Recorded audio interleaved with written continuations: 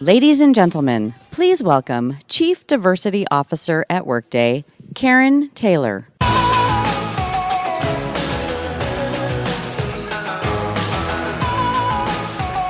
Hello, everyone. How are you this afternoon? Good. Excellent. I hope you've been having a fantastic time here at Rising so far. And I hope you're prepared for a really engaging conversation around endless possibilities. So, what do we mean when we talk about endless possibilities? We're really talking about how do you capitalize on all of the great talent within your companies to do what your companies actually need them to do? And how do you do it in a way in which you don't leave anybody behind? And so, as we step into this conversation, I want to share some data with you because I think it's important as we set the context for this conversation. And then I'm going to invite our speakers up to join us. So, a couple of things. So, this is based off of some data regarding turnover done by a tech leavers study. And the study really is about why are people leaving tech? Right? And so let me recite a couple of things to you. So first of all, the study estimates that this is a $16 billion issue annually within the tech field, right? If that doesn't raise your eyes, I don't know what will. 1 out of 10 women experience some type of sexual attention, right? 1 out of 10 women. 78% of people experience unfair treatment, while 85% of people in our workplace are actually witnessing this treatment as well. Women are mistreated more than men. Surprise, surprise. LGBT community folks are most likely to be bullied or humiliated in public, right, within the workplace. 25% of underrepresented men and women experience stereotyping in the workplace. White and Asian men and women feel as if they have been treated unfairly when it comes to leadership and management positions. And 1/3 of underrepresented women feel like they have been passed up for promotion. So what does this have to do with the conversation and why is this data relevant? What's relevant about it is that I've mentioned most demographics within the workplace, and every single type of person or demographic is experiencing some type of issues regarding unfairness. So at the tune of $16 billion, and it's probably much more than that because this study was done with only about 2,000 people, and then think about industries that are not classified as tech industries, you can actually see that this is probably a much bigger problem than what we actually recognize. So as we think about this, think about some of those statistics, and I'm actually going to bring up my two panelists, Larissa Rush and Leslie Slayton Brown, to the table, or to the stage, so they can actually join us for the conversation. So come on up, ladies.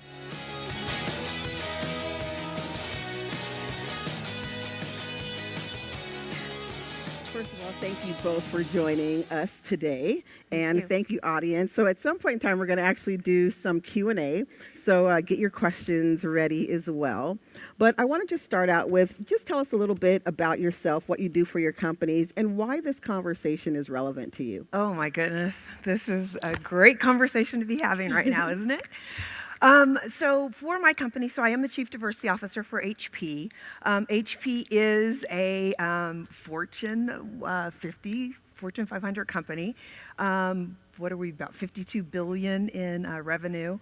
We split off from HP Company in November of 2015, and so HP Inc. is who I now represent. So that's our laptops, and I know all of you guys are going to go out and purchase them, and our printers and all of that. So the three primary things that I'm responsible for are, I think, first and foremost, increasing diversity within the company and making sure that we influence in some way within our partners and firms and agencies and all of that. In addition is really to make sure that we just nurture an environment where people can truly belong. be included, really come and bring all of who they are to the table. And then the last part is just to demonstrate really good business impact as a result of the diversity and the inclusion efforts. And then we partner for compliance. And so a lot of what you see happening right now in the California legislation around putting a law together of women on boards now, which is awesome, is it not, ladies? Yeah. And so we help push some of those policies through as well. That's fantastic. Thank you, Leslie. How about you, Larissa?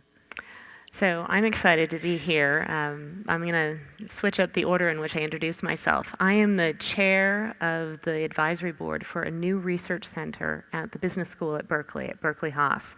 The center launched in November of last year. It is the Center for Equity, Gender, and Leadership, or EGAL, which also brings to mind égalité, which is something that we hope people feel when they think about this center.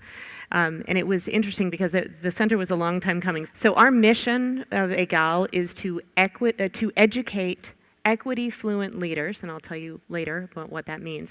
Educate equity-fluent leaders to ignite and accelerate change. And obviously we're a research institution. We're embedded in UC Berkeley. And so that's the main reason that I'm excited to be here to share some of the research that we do. I'm also a vice president and portfolio manager at Dodge & Cox, which is a privately held investment management firm. We manage over $350 billion in assets, and we are custodians of wealth for many, many hundreds of thousands of people. And finally, the reason why this is important to me personally is I was born in Asia, and I lived there when I was a child. So I was born in Japan, and I lived in Taiwan and Thailand. So my entire growing up experience was embedded in a community that was incredibly diverse, and no one looked like me. And so I lived through learning the power of diversity and having a very diverse group of friends and realizing how incredible that is, not only from a human perspective, but also from a creativity and an educational standpoint. Excellent, thank you. So let's actually start talking a little bit about research. So I'll pose this question to you, Larissa.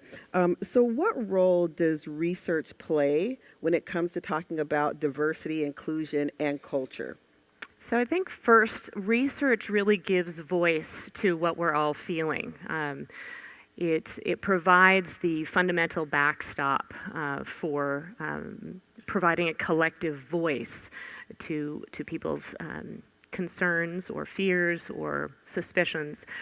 The second is that research really makes a business case for why this is important. So this is not only the right thing to do from a human standpoint, it is the right thing to do. But what our research shows is everything from having more than 2 women on your board increases your ROIC in your company by over 50%. Companies that have more than 15% of women at the senior executive level are going to have 50% higher profitability than companies that only have 10% women at the senior executive level.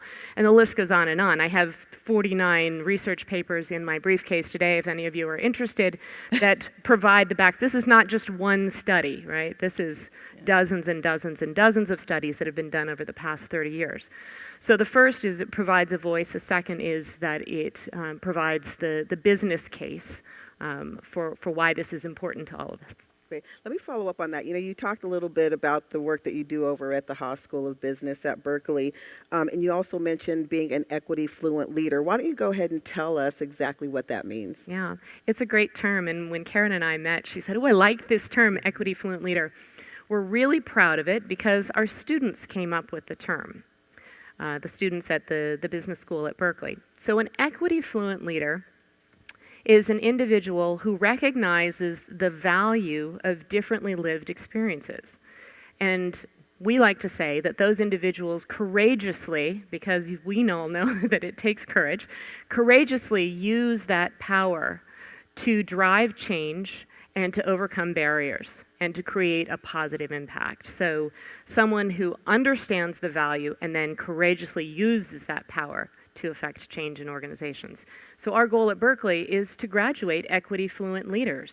We graduate over 1,000 students a year, and our hope is that all of those students will be equity-fluent, and so we'll be pushing out these leaders into the world. Excellent, thank you. So Leslie, you've been doing this work for a little while, and as you have started to witness some of the change that's happening in the workplace, how are attitudes changing around diversity and inclusion? Have you seen a change over time? Yeah, and it's an exciting change. I think that's happening too. Not to say that you don't get some of that undercurrent kind of backlash that happens, but what's been exciting for us at HP is that when we split into two companies, we had the opportunity to do it right the first time around, and so we started by creating one of the most diverse boards of directors in the tech industry. And the reason that's important is because of the data that Larissa cites. I mean, for us, the data it's a driver, but more than that, it's about the action.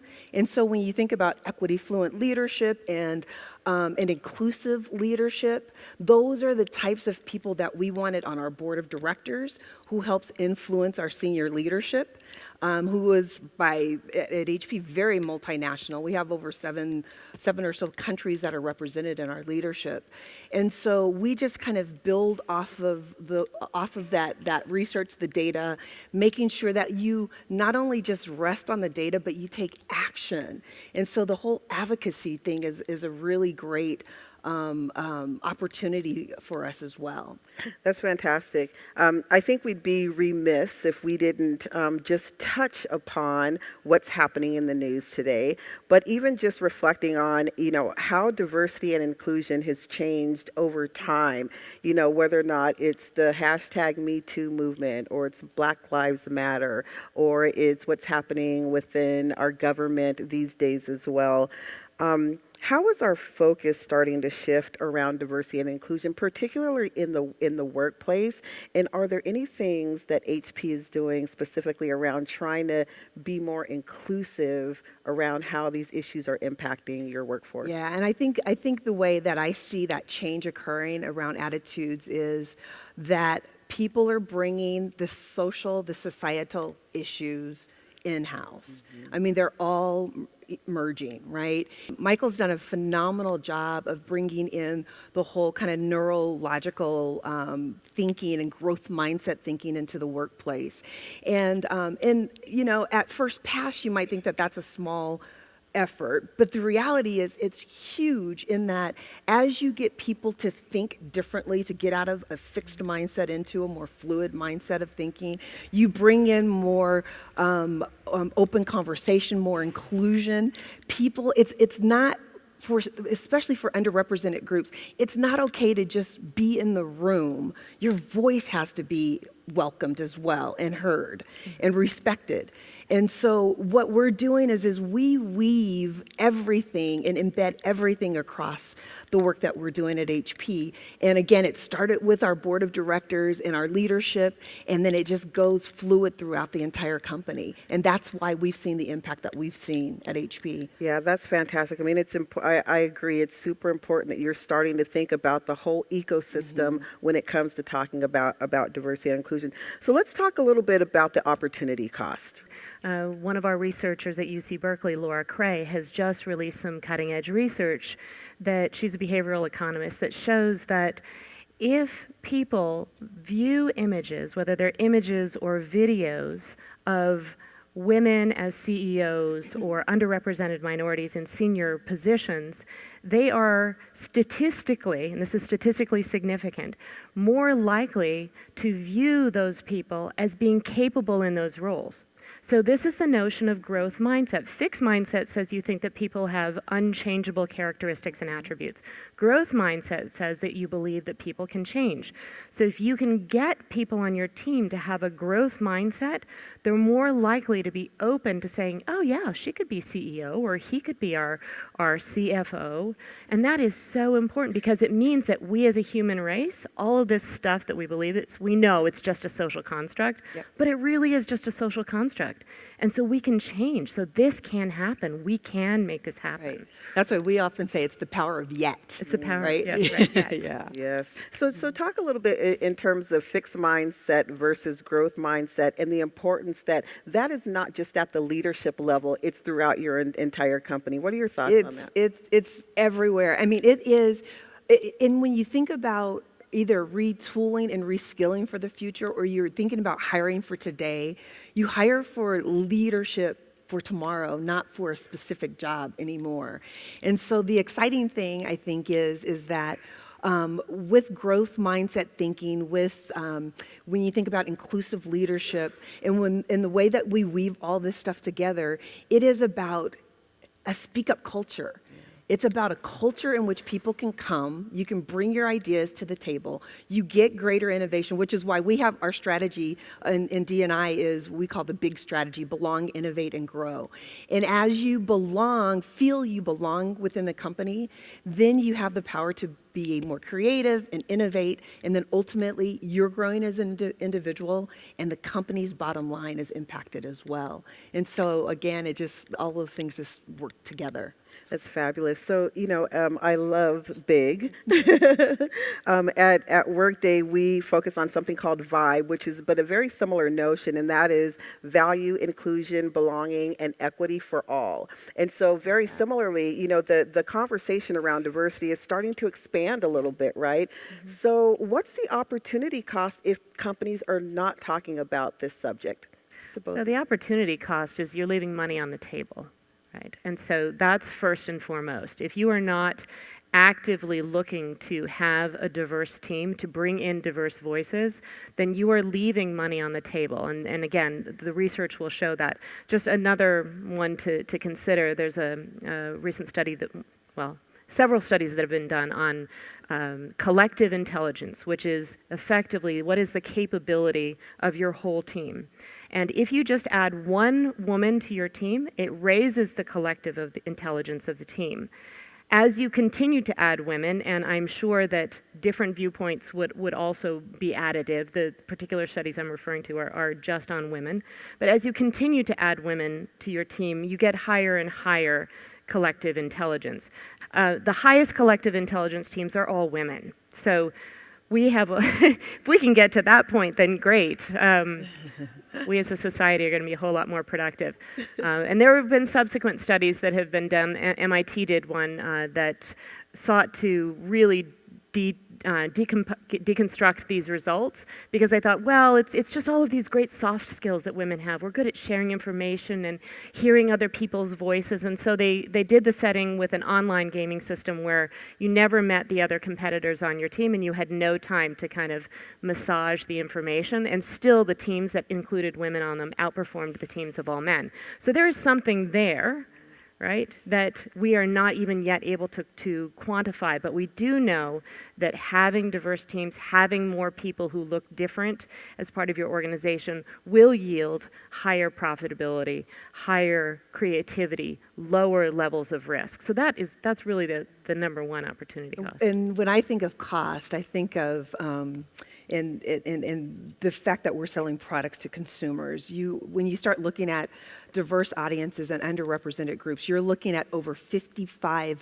trillion of buying power that exists within the Asian market, Latino market, Hispanic, Latino, African American, LGBTQ, and people with disabilities and veterans. Mm-hmm. And so, and that's like a rough estimate. Some of that's U.S. and some of it's global.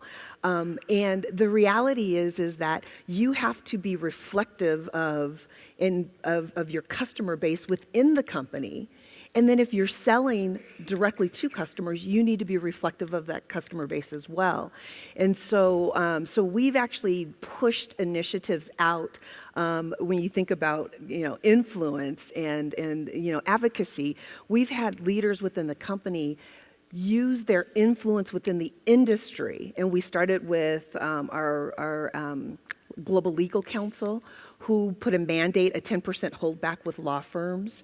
And that is to say that we want our law firms to be representative of and held accountable to the same level of diversity that we are.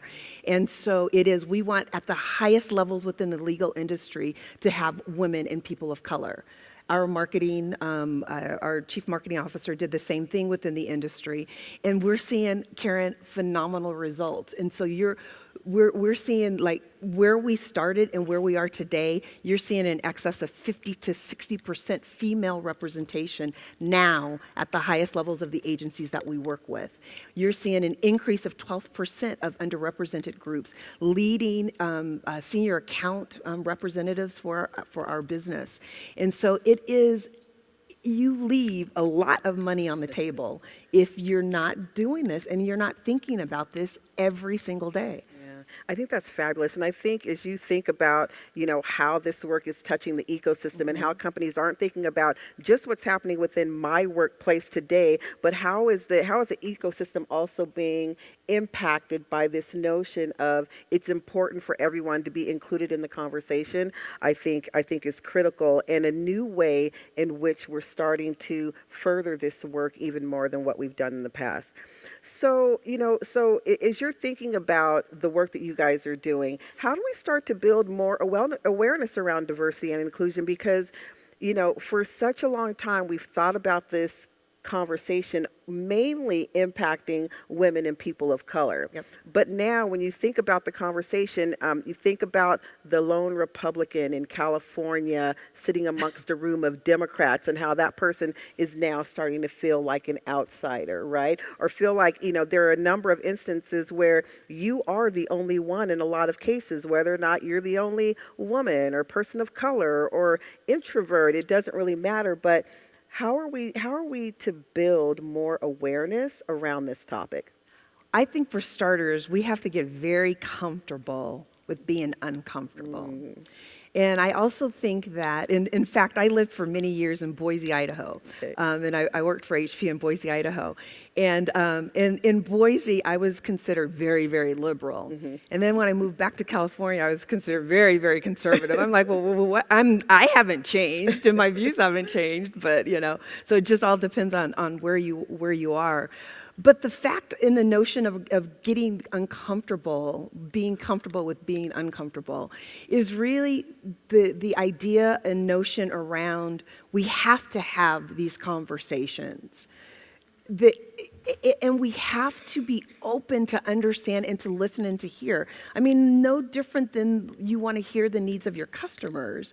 We need to take the time to hear the needs of our employees and what's on their mind. I can remember coming to work one day, and it was after the shooting of an unarmed African American teen, and I came to work that day, and I was so heavy.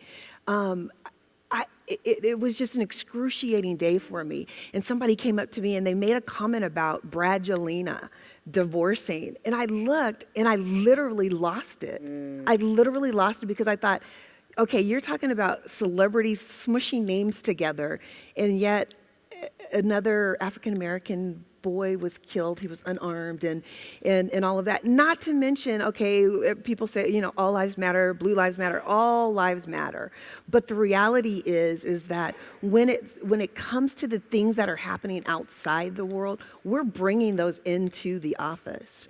And so we have to be able to have respectful conversations. And a lot of the work that we're doing around the whole growth mindset thinking and really being able to have courageous conversations respectfully and to hear other people's opinions and to be able to support that day to day as well. Yeah, I'm going to come to you with the same question, Larissa. But before I do, I want to just comment on something that you said, Leslie, and that is the fact that not only are we bringing this stuff into the workplace with us, it's impacting productivity, Yes. innovation, how you show up, and not only that, our millennials and our Gen Z that are just now starting to enter the workforce, they're demanding that we start to get engaged and address some of these issues when they're working for certain companies. And so some of our talent is saying, if you're not helping us to address some of these social issues that are now creeping into the workplace that are impacting me individually, I'm not interested in coming to your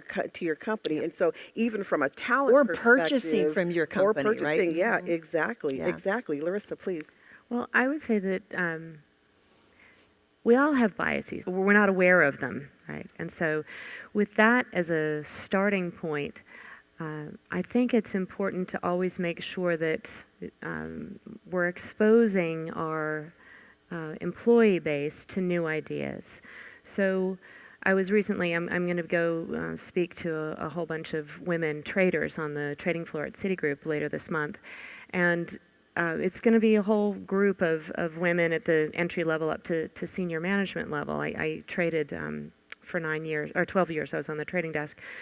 But what I'm wishing is that they would also invite men to attend that, because just by having the women come and talk to me and talk to me about, well, how did you do it for so long? How did you succeed? And how have you gotten to where you are in this field? We need the men to be hearing that as well, because the men need to be able to see, okay, here's a successful woman who's been in this industry for 21 years, and this is what she's done to get to where she is, and oh, well, she's actually successful. So I think making sure that we're opening up, and you talked about this in your lunch panel, is we've become siloed because we needed to have affinity groups, because we needed a place to feel safe to have conversations.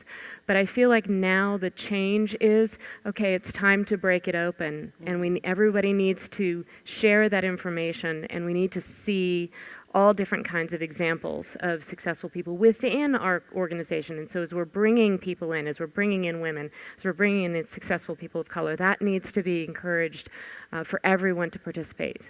That's great. So how do we open up the conversation to people who have felt like they've been an outsider to the conversation, right? How do we start to engage everyone in the conversation, particularly people who feel, one, they're not diverse, or two, they haven't been invited to the table to have the diversity conversation? How do we open that up? Because, to your point, and your point as well, we've got to start talking about this. We've got to start opening up so that everyone is included in the conversation, but it also feels very uncomfortable a lot of times as well.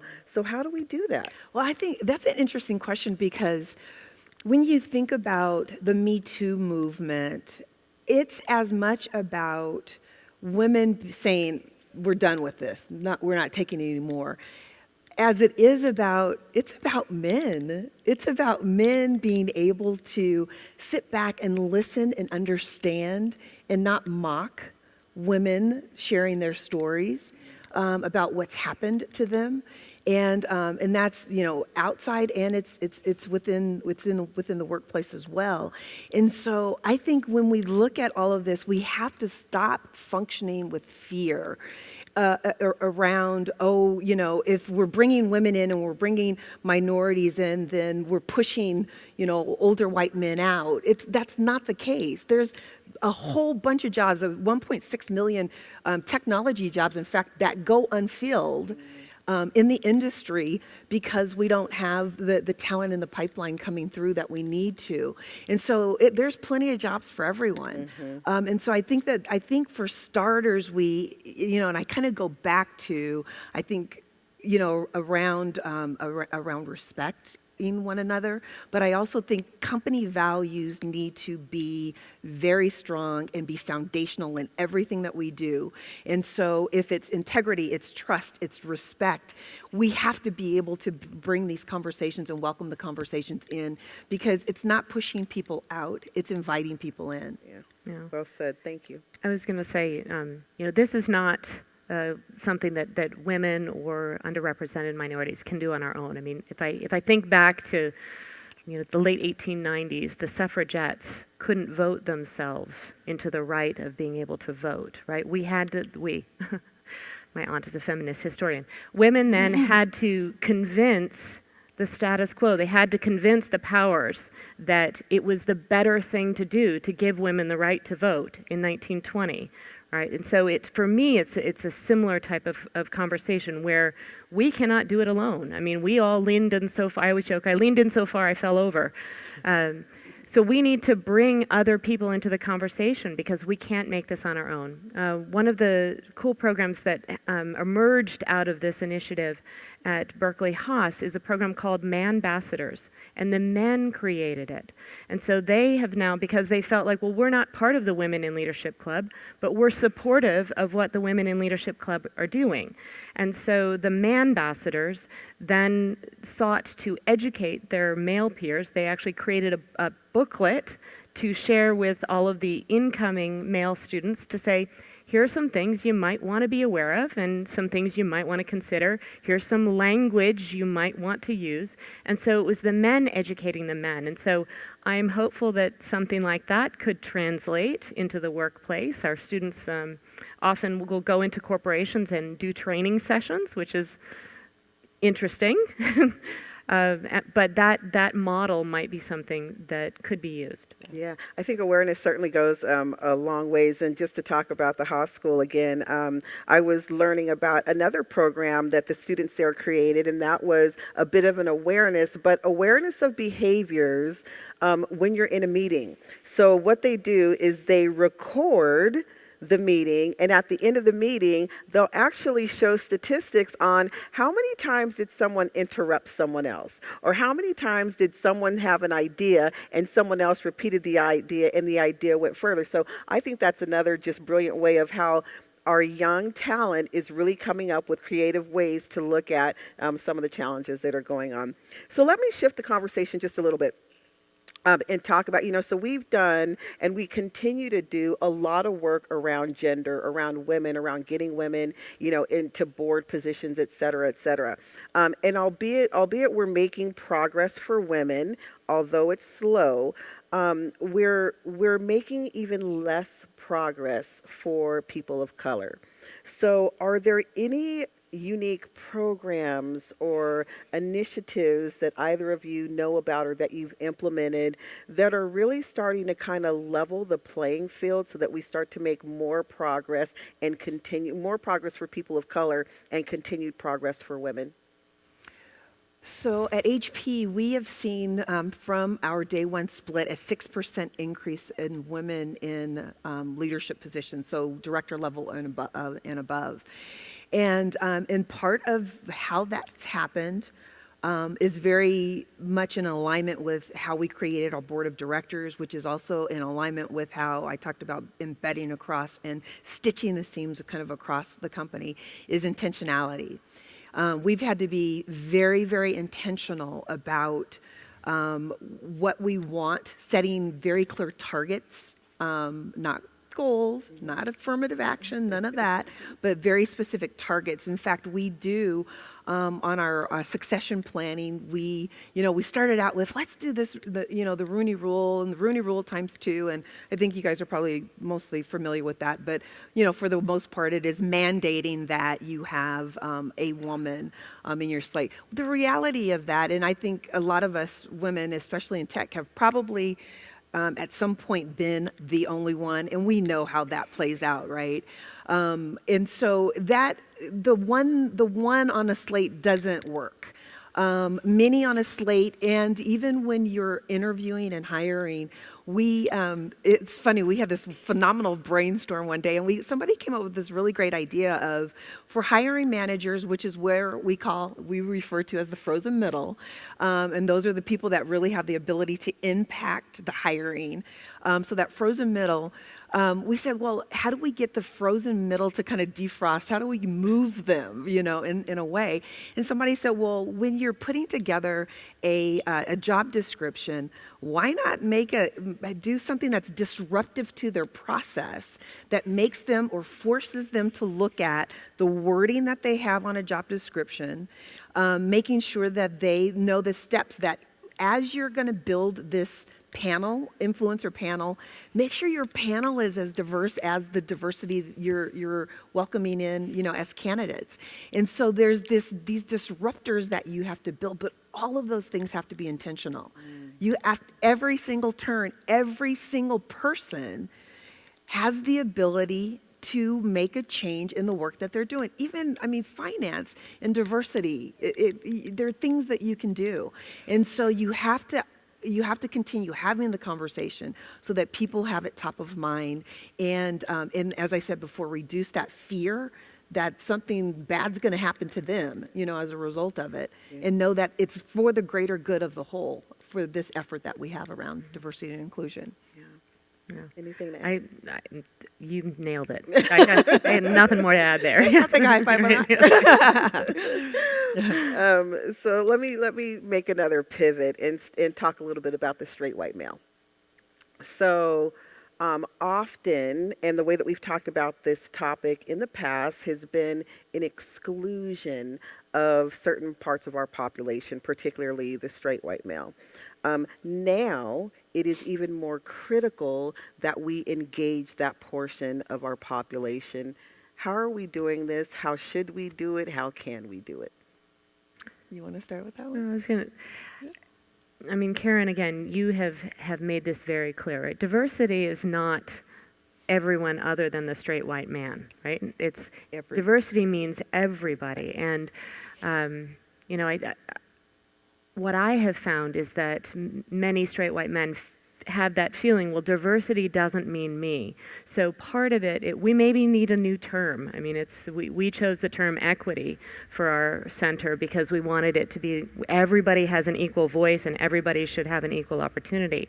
But making people feel that we need your voice at the table and every voice is important. We also say, you know, diversity is counting heads and inclusion is making heads count. Every single voice is important. Sally Krawcheck, who's a personal hero of mine, she was in Wall Street for many, many years and I think 5 years ago left to found Elevate, which is an organization that supports women, and Elevest, which is a company that does investing for women and anyone else who wants to. But she has this great quote that says, everything, absolutely everything that is good for a woman in the workplace is also good for a man, right? So if that's our mentality, and that goes to, you know, whether it's the productivity of your team, to everything from that to benefits, right? Family leave, right? Everything, because it's a more human experience. Yeah. I think I find it interesting in having these, and I kind of smile or laugh because we've never had to make the business case for the straight white man, especially in the tech industry. They're just there and they just dominate, right? And so I think that, but yet they're very critical to the movement, the change that needs to happen. And so one of the things that we've done at HP, actually that's really, really been helpful and very successful is we started with our leadership and we had each of them make a bold change for commitment. And the funniest thing is like when we had them write these down, they were like long. We're like, can you do 140 characters or less, you know? Because they were just long and exhaustive. And it's like, no, exactly what do you want to happen within your organization and what role can you play with that? And so we condensed those statements down. We put posters throughout our main sites with their pictures and their bold statements on them. And so people within their organizations saw exactly what their leader, their senior most leader in their organization was going to be focusing on, what's going to be committed to.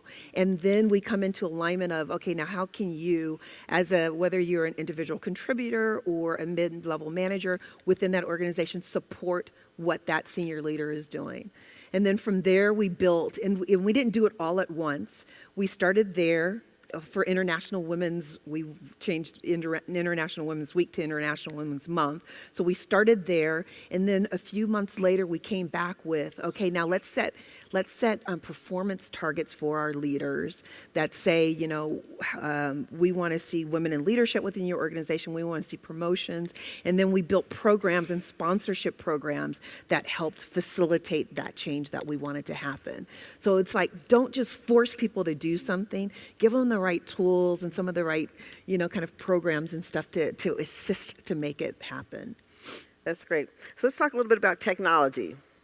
Obviously, we're here at the Workday Conference, and we've talked a lot about technology, but there is this thing called artificial intelligence, and whether or not it's AI or it's other ways in which technology is evolving, it's going to touch the world of diversity. How and what do we need to be aware of when it comes to the impacts of technology on diversity and inclusion?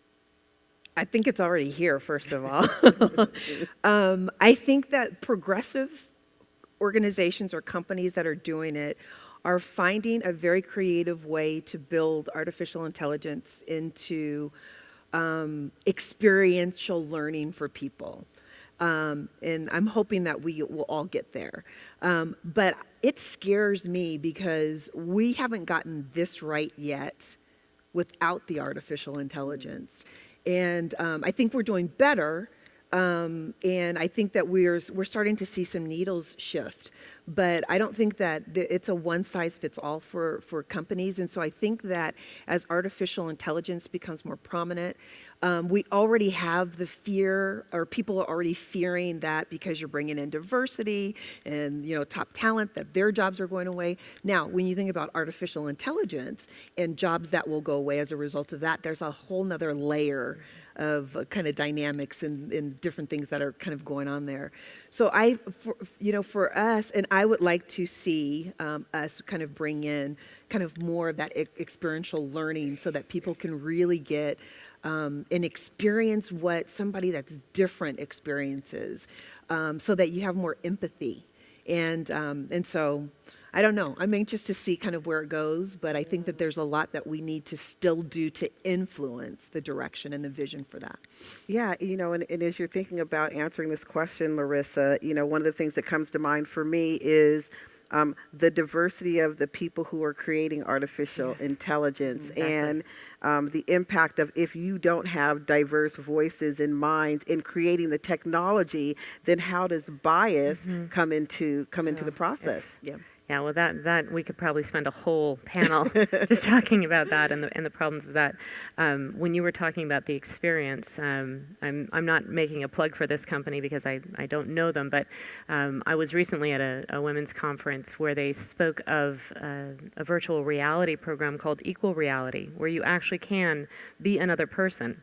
And that creates so much empathy, and as we know from the flexible mindset, those things actually imprint and they change the way that your brain is wired. So this is not a temporary phenomenon. If you actually experience and have that empathy for another person's, that differently lived experience, that changes the way that your brain functions and the way that you view other people. So it's a one-way road. And so that is very, very powerful. So that's a positive thing that can come out of this. Another positive thing is that technology, theoretically, and again, it goes back to who is programming this, but it can help us overcome our biases. So there are so many embedded biases in the looking for people. I have a friend who runs a technology firm, and I said, well, how many programmers do you have on your team? And it's a startup. And he said, well, I have 15. I said, how many women? He said, 2. I said, do you want to get to 50-50? And he said, absolutely. So first I was like, this is great. It's moving in the right direction. I said, well, why aren't you there? And he said, well, for every 100 applicants I get, there are only 3 women. And I said, well, you need to change the way that you're asking. And he looked at me like, what do you mean? And I said, okay, we need to sit down. But technology can help with that. Technology can help us because we know the words that men will respond to. We know the words that women will respond to. We know the words that Latinos will respond to. So we can actually optimize, and that's what technology can help us do, is to optimize how we look for people. What do we mean when we're looking for, we want the best person for the job, right? What does that really mean? What are the characteristics that we're looking for?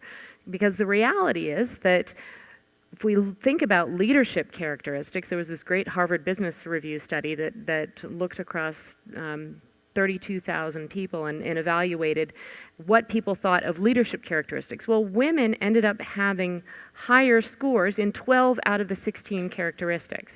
But we're still not getting women in those senior management roles. So technology can help us with the attraction of new talent, the evaluation of existing talent, and then providing, that ability to review people without having our biases, right? Venture capital funding, Berkeley did another study too about looking at the responses that were given much in the same way in the classroom, and very different feedback was given to the female VCs, to the female founders versus the male founders for the same characteristics, for the same data, right? So technology can help us. So we're asking the same questions. You click these boxes, and it can really help take the unintentional bias out of things. Yeah. Oh, Well, and I was just going to add too, and I think that and you can't discount intersectionality, right? Because we've come with so many variances of our beautiful beings, and so all of those things kind of have to kind of work together. Because I don't walk in a door and leave my womanness outside and bring my blackness in, Right. or vice versa. Right. And so, and I think that, to Larissa's point around, we all have these biases that we bring. We've got to we got to get this thing figured out. And in order to really have that technology that's going to really advance us for the future. Yeah, I mean, for me, it's super interesting because as I think about bias in technology, I also think about the reality that there is a human behind most of the decisions that need to be made. So even if I strip out all of, the gender pronouns, or I strip out all the terms that would be more male or more female related, there's a person behind the decision. And so when we think about that, how do you make this more of a topic about humanization and more of a human topic versus, anything else? Because I think technology, yes, it's going to shift, but I think that we as people still have to be engaged in the outcomes and the actions that come from a lot of the things that will happen. So any comments on that? What you just Yeah. said. Education. Yeah. Exactly what Workday is doing here, and exactly what all of you are doing by attending this. Yeah, perfect. Okay, so I have one last question, and that is before I open it up to the audience. So any one last piece of advice that you would give this audience when it comes to this topic? Take it anywhere you want, but any piece of advice that you'd give? Step out of your comfort zone. Get to know people. The people that you work with, really get to know them.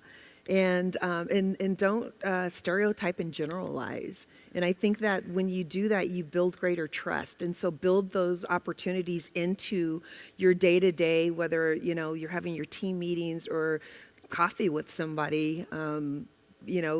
Take the time to get to know people at their core and what their intent is. Because a lot of times when we're offended by something that you're either afraid of, or you're thinking or projecting on someone. And so the better you get more kind of intimate with a person, you build that trust, and then you just work better together. And maybe similarly, I would encourage people to take risks. I mean, the only way that we are going to change this is if we do something different. And don't expect that the first time that you do it, you're going to get it right. It's going to be okay. You're going to hire somebody. They're not going to be great. It's okay. Try again, and try again, and try again, and try again, because we will all be better for it. Excellent. That's good. Okay, so with that, we're going to open it up to the audience for questions. We touched on a lot of topics today, and that was intentional because, this topic is very vast. So any questions that anyone has? All right. Some over You here. have one in the front here, about 4 rows back. Over here too. So at HP, and Leslie, you rock as Yes. Chief Diversity Officer. Thank you guys. That's so sweet. And I've heard it mentioned during today's session, but if you could expand on the allies at HP that we have at HP, and the fact that I think Larissa said the decision makers are those people that have to be the allies. Women, minorities, we can say until we're blue in the face, we can do it, but until it's the decision makers, some sponsor, some person on that side to say, you know what, they can. For some reason, it means more coming. Hopefully that changes. Yeah, the thing I love about what we're doing is and we have an ally sitting right there, by the way. He's one of those people that is always advocating for. I love allies, don't get me wrong, but I love advocates and I love ambassadors, because those are the people that are really forcing action. and change within the company. And so I would have said that about 3 years ago, our senior leaders were allies, meaning they were speaking up on behalf of. But now what I see are advocates. I see people that are taking action, that are putting programs. I don't know how many diversity advisory councils we have now, and they've brought in their volunteers, and they're making things happen, and they're out speaking, and they're out, supporting. We have a whole crew right now, in fact, today, at Out and Equal in Seattle. And so I love the allies programs that we have. We do specific training, whether it's for the LGBT community, but more than allies is those advocates and those ambassadors for change that's emerged at HP. I hope that addresses your question. You've got equity fluent leaders. Yes, Yeah. equity fluent leaders. Yep. Other questions? We probably have time for one, maybe two. I've more got one. questions. Oh, great. Thank you. I really appreciate the conversation, and I'm leaning into the discomfort. I have a question around, as you're trying to move the needle, what are your companies doing with regards to reviewing, whether it be your performance cycle or your 9-box or your potential cycles, to really make sure that you're seeing proper representation, and how is that then being circulated back through to leadership? You want to take? Sure. My perspective is you have to have a lens of diversity around pretty much all of your processes, including all of your processes around the employee life cycle, right? Whether or not where you source from, how you hire, and including how you look at people from a performance standpoint. And, part of it is the more awareness that you raise, the more people can then act upon what the data is actually telling them. So I believe that you've got to put that lens on your performance process also. And you have to layer it in many different levels, right? How many women do you have? How many people of color? Now that we have millennials in the workplace who are, oh, by the way, not all 22, but they are 34, 35, starting to have families. They are beginning to be more and more, playing more and more of a leadership within our companies. You have to start putting multiple slices around that data so that you can make sure that there is some equity across all of the processes, including performance management.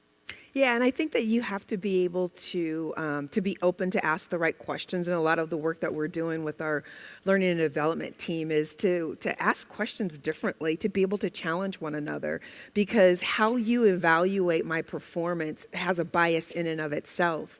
And so we're very much around, the how you got something done. And really dealing with, addressing that versus the, kind of the check the box or the, I don't know, however else it was done. But, you have to bring, when you have a culture that is really committed to this effort, it goes across everything.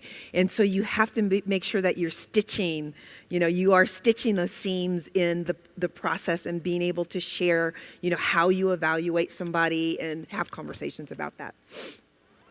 Excellent. So we are up against time. So I want to thank you all. Please give our panelists a round of applause. And the moderator. Thank you for your engagement. Thank you for your questions. And keep in mind, what are the possibilities that are left on the table when you're not inclusive of everyone? So with that, we'll be around for a couple minutes if anyone has any other questions. Thank you.